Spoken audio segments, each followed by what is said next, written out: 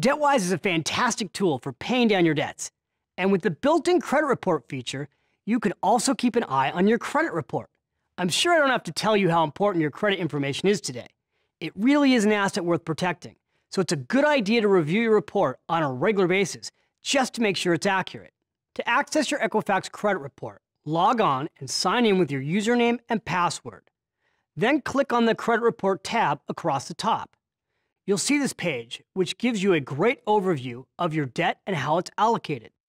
I really like this simple, easy-to-use layout because it's such a rich snapshot of your credit picture, all on one page. First, this pie chart shows how your debts break down by type: mortgage, installment debt, revolving debt, and other debts. Here you'll see your debt-to-credit ratio broken out by account type.